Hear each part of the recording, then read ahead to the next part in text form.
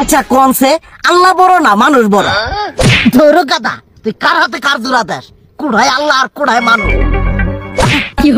যেটা কবার কইছে ওইটা কন। আল্লাহ বড় না মানুষ বড়? আল্লাহই তো বড়।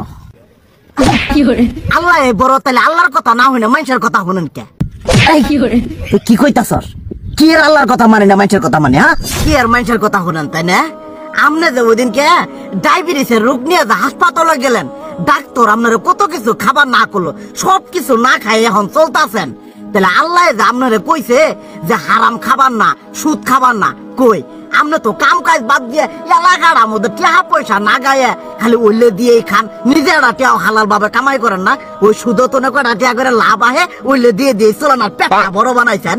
শুনেন একটা কথা কই, হারামের কোনোদিন আরাম নাই। হালাল পথে রুজি রোজগার করেন, প্রয়োজনে এড়া বেলা কম খায়েন, তাও শরীর পিণ্ডও ভালো থাকবো, কোনো রোগ বেদও হবো না, আরামও পাবেন, আল্লাহও খুশি থাকবো। তুই আমার এইভাবে বুঝাবি আগে কইলি না কে? আসলে এই বিষয়টা তো আমি কখনো মাথায় এইভাবে নিই যে আমাদের কখনো ডাক্তার নিষেধ করলে ঠিকই আমরা নিষেধ মানি, কিন্তু উপর আল্লাহ যে কত কিছু নিষেধ করে দিয়ে সেটা মানি না। আর এই যে হারাম পথে টিয়া পয়সা কামাই করতেছেন, শরীরের মধ্যে দুনিয়া রোগ বেদ হয়েছে, দেখা যাইতেছে যা টিয়া হারাম পথে কামাই করতেছেন তার তো বেশি টিয়া মনে করেন জ্বলেই যাইতেছে গা বেশি। আজকের পর থেকে আমি আর এই হারাম সুদ খামো না, আমি হালাল পথে চলবো, হালাল টাকা পয়সা ইনকাম করবো। এতে করে যদি এক বেলা কমও খাইতে হয় তবুও খামো, তবু আমি আর এই হারাম পথে চলবো না। আচ্ছা ঠিক আছে।